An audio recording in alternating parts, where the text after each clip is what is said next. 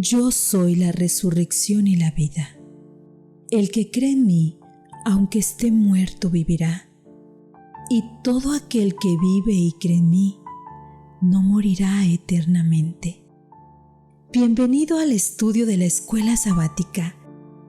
¿Qué es el ser humano? La muerte y la esperanza futura.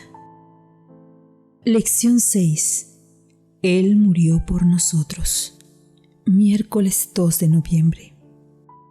Lee los siguientes pasajes bíblicos. Juan 3, 14 al 18.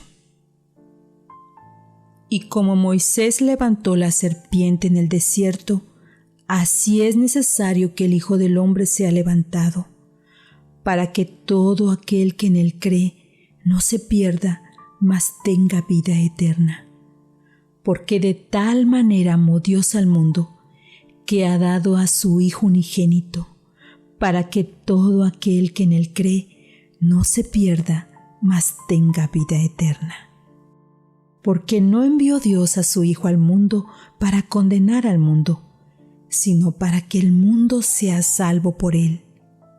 El que en él cree no es condenado, pero el que no cree ya ha sido condenado, porque no ha creído en el nombre del unigénito Hijo de Dios. Romanos 6:23. Porque la paga del pecado es muerte, mas la dádiva de Dios es vida eterna en Cristo Jesús, Señor nuestro. ¿Qué nos enseñan estos versículos? ¿Qué ganó la muerte de Cristo por nosotros? Cuando Jesús llegó al río Jordán para bautizarse, Juan el Bautista exclamó: «He aquí el Cordero de Dios que quita el pecado del mundo».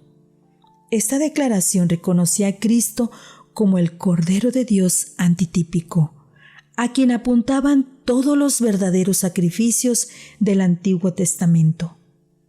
Pero los sacrificios de animales no pueden quitar los pecados por sí mismos. Ofrecían solo un perdón condicional que dependía de la efectividad del futuro sacrificio de Cristo en la cruz. Dice 1 Juan 1:9, si confesamos nuestros pecados, Él es fiel y justo para perdonar nuestros pecados y limpiarnos de toda maldad.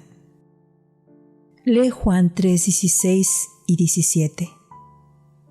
Porque de tal manera amó Dios al mundo, que ha dado a su Hijo unigénito, para que todo aquel que en él cree no se pierda, mas tenga vida eterna. Porque no envió Dios a su Hijo al mundo para condenar al mundo, sino para que el mundo sea salvo por él. Qué gran esperanza puedes obtener de estos versículos, especialmente cuando sientes, con razón, que mereces ser condenado por algo que cometiste.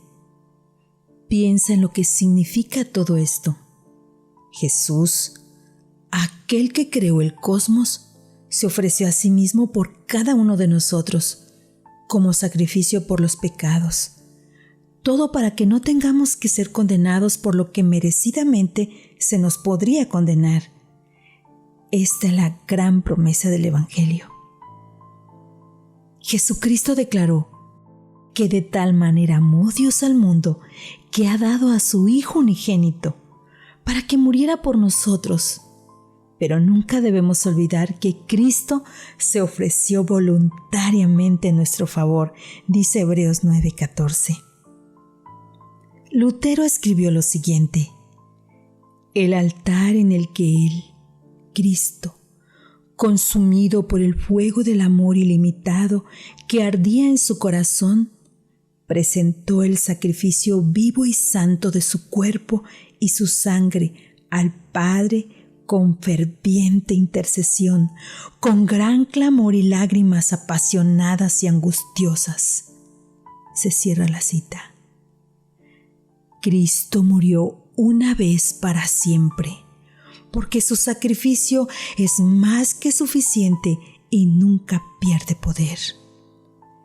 Dice el Ministerio de Curación, página 96.